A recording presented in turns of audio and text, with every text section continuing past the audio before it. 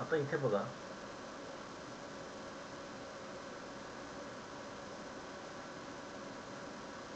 या स्टेपला sine x minus sine x plus h म्हणजे sine C minus sine D. इथे साइन सी मायनस साइन डीचा formula वापरता 2 cos C plus D upon 2 into sine C minus D upon 2. बरोबर. आता इथे काय होईल, त्यामुळे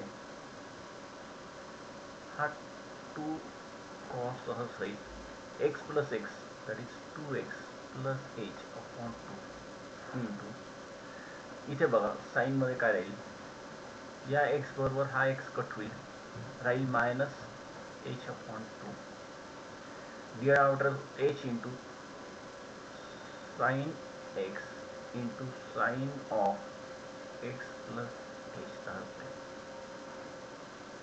आता हा साइन ऑफ मायनस थीटा बघा, साइन ऑफ मायनस थीटा कसा होतो, is equal to limit h tends to 0 हा खालती h into sine x into sine of x plus h तसंच राहील. Sine of minus theta minus sine theta हे minus sine h by 2 into हा 2 cos 2x plus h upon 2 तसंच राहील. आता या पार्टचं लिमिट बघा, कुठला पार्ट,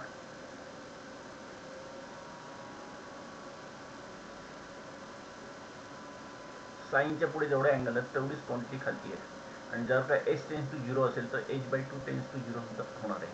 म्हणजे याचं उत्तर येईल मायनस, हे मायनस साईन राहणार, हा झाला 1 इंटू हा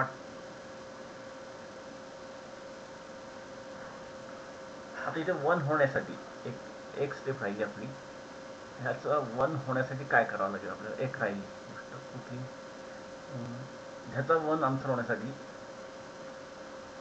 आपल्याला एक ॲडजस्टमेंट करून घ्यावी लागेल, limit h tends to 0 minus sine h by 2, angle h by 2 आहे,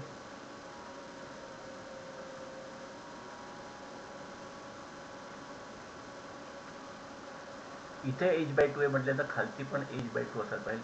2 ही क्वांटिटी जास्त घेतली की लगेच इथे मल्टिप्लाय करून घेऊन टाकली into sine x into sine of x plus H तसाच. आता ह्या क्वांटिटीची व्हॅल्यू होईल, लिमिटची व्हॅल्यू होईल 1. या 2 बरोबर हा 2 काय होईल, कॅन्सल होईल, शिल्लक करेल हे मायनस साइन, हा 1 इंटू हा कॉस, आपण एच ची व्हॅल्यू 0 इथे सबस्टिट्यूट केली, इथे जर मी एच ची व्हॅल्यू कॉसच्या अँगलमध्ये एक एच 0 घेतला तर 2x अपॉन 2 म्हणजे हा एक्स होईल, राईट, अपॉन हा साइन एक्स तसाच राहणार इंटू हा एच 0 झाला तर इथे परत एक साइन एक्स राहणार म्हणजे minus cos upon sine, cos upon sine म्हणजे कॉट, आणि 1 अपॉन साइन म्हणजे cosec, cosec x into cot x, म्हणजेच derivative of cosec x is equal to minus cosec x into cot x. Clear. आता आपण सेकचं बघू.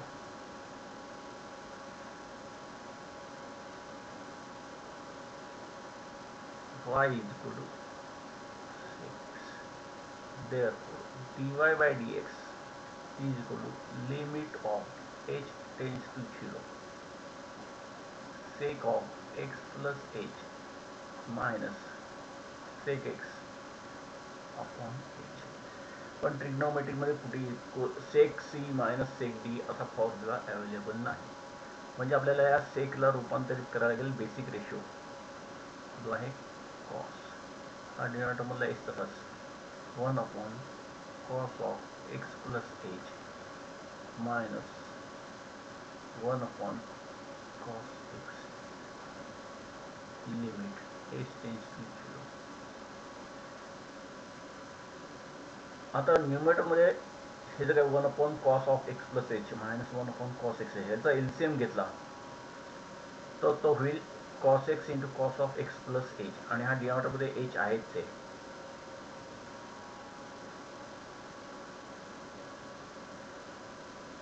आता याचं क्रॉस मल्टिप्लिकेशन केलं cos x minus cos of x plus h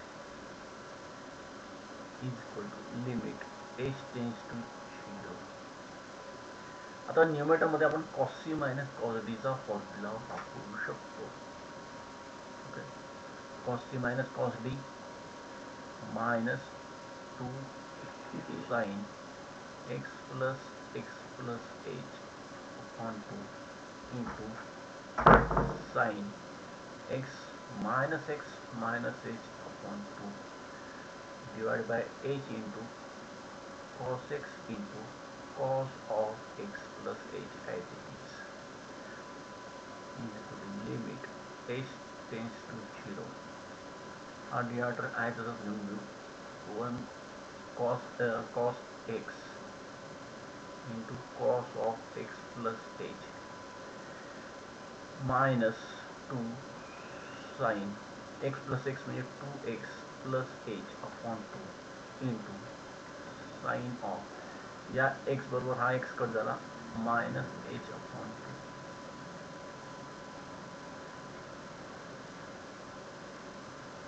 आता इथे लिहूया limit h tends to 0 h into cos x into cos of x plus h हे मायनस साइन तसंच. आता इथे बघा sine of minus theta sine of नीट बघा साइन ऑफ मायनस थिटा हा मायनस थिटा आहे ना sine of minus theta is minus sine theta त्यामुळे आता त्यामुळे हे मायनस साइन जे आहे ते प्लस होईल म्हणजे इथे होईल plus 2 sin 2x plus h upon 2 sine of minus थिटाचं मायनस साइन आपण ऑलरेडी बाहेर घेतले त्यामुळे sin h by 2. आता नीट बघा इथे साइनचा अँगल h by 2 आहे आणि डिनॉमिनेटरमध्ये h आहे फक्त आणि h टेन्स टू 0 आहे. मला जेवढी अँगलची क्वांटिटी आहे साइनच्या तेवढीच इथे लिहायची आहे. म्हणजे आता मी इथे काय करू शकतो limit h tends to 0 2 sin 2x plus h upon 2 into sin of h by 2 इथे मी h by 2 लिहिला आणि इथे लगेच 2 नी मल्टिप्लाय करून देऊन टाकला. क्लियर. बाकीचा हा cos x into cos of x plus h as it is. आता लिमिट ऑफ दिस पार्ट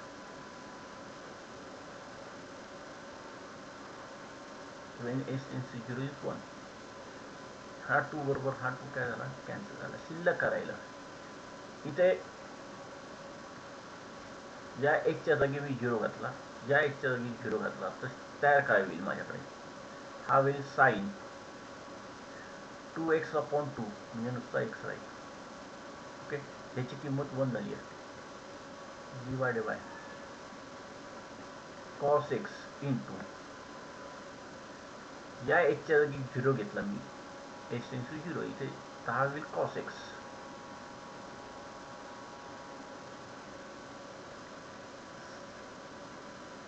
हा sin x upon cos x म्हणजे tan x आणि 1 upon cos म्हणजे sec म्हणजे आन्सर येईल tan x into sec. म्हणजेच derivative of sec x is equal to sec x into tan x. बरोबर. तर या सगळ्या स्टँडर्ड फंक्शनची आपण डेरिव्हेटिव्ह डेव्हलप करू शकतोय. पुढचं बघू आता y is equal to cot x. Therefore, dy by dx is equal to limit of cot of x plus h minus cot x total divided by h. न्यूमरेटरमध्ये काय आहे बघा, cot of x plus h minus cot x. आपल्याकडे ट्रिग्नोमेट्रीमध्ये कुठेही cot C minus cot D असा formula available नाही. म्हणजे परत आपल्याला या कॉटला बेसिक फंक्शनमध्ये आपल्याला कन्वर्ट करावं लागेल. बेसिक फंक्शन म्हणजे कॉट म्हणजे काय, cos of x plus h upon sine of x plus h minus cos x upon sin x limit h tends to 0. आता याचा एलसीएम होईल sin x into sine of x plus h. आपण या आठवड्यामध्ये लिहून टाकू. हा h आहेच आहे आणि या दोघांचा एलसीएम होईल sin x into sine of x plus h. आता इथे आपण क्रॉस मल्टिप्लिकेशन करणार आहोत. ओके, क्रॉस मल्टिप्लिकेशन केलं तर काय होईल,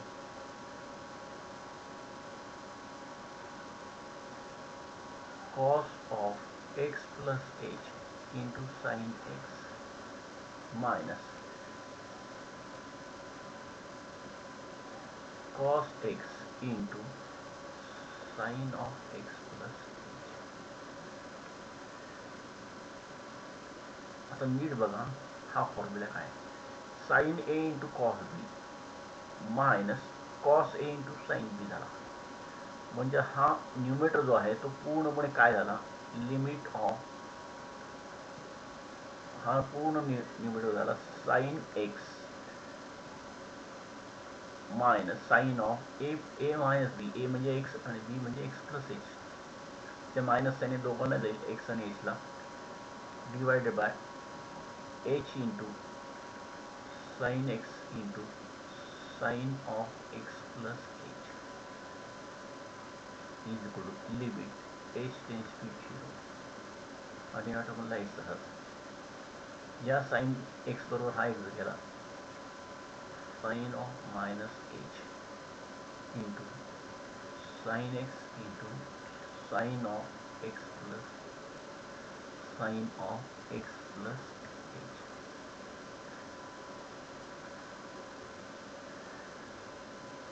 आता इथे बघा साइन ऑफ मायनस थीटा आहे. आपल्याला साइन ऑफ मायनस थीटाची व्हॅल्यू माहिती आहे, मायनस साइन थीटा, त्यामुळे मायनस साइन पुढे येईल. Limit h tends to 0 minus sine h upon h into sine x into sine of x plus h. आता बघा sine h upon H, H tends to 0 ला 1 होईल. बरोबर, या एच च्या जागी 0 घेतला तर आन्सर काय येईल, हे मायनस साइन तसंच राहणार आहे, 1 into 1 upon sign x into हा परत साइन एक्स होईल कारण एच ची व्हॅल्यू 0 असणार आहे. या झाला minus 1 upon sine square x. 1 upon sine म्हणजे काय, कोसेक, ज्या झाला मायनस कोसेक स्क्वेअर.